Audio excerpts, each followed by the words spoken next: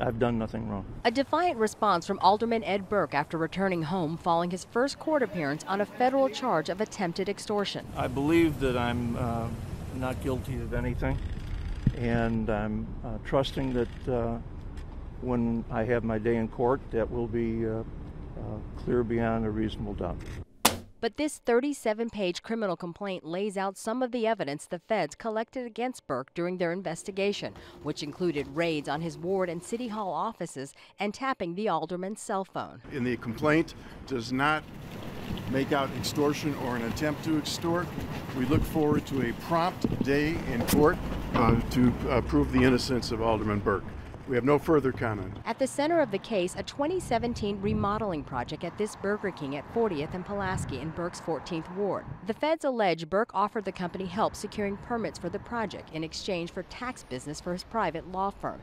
In a December 2017 recorded conversation, a city employee referenced the deal while talking to Burke on his tapped phone, saying, quote, "I got an email from the tax guy and he's asking if he's sending all Illinois locations or only Cook County." Burke responded, all Illinois locations. Well, I'm relatively certain they're just metropolitan.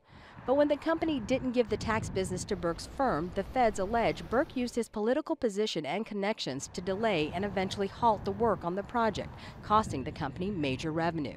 CBS 2's legal analyst Irv Miller says it's a damning case. The feds have emails, telephone calls, cooperating witnesses. This is going to be an uphill battle for the alderman. Well, they went after him every way possible. I mean, they wanted to have a case against him that's airtight. Miller says now that the longtime alderman and his attorney have an idea of the evidence the feds have, they're likely considering a couple of options. Trial, which he might want to do, and the other road is to cooperate, because cooperate is the only way you get a better deal from the feds. He's looking at a guideline range of between 27 and 33 months in a federal penitentiary. His only way to come down on that number is to cooperate. So if he cooperates, what do you think that means for other politicians in this city and this state? I think anybody that's had dealings with Alderman Burke may expect a knock on their door by a FBI agent, and I think a lot of people are worried tonight.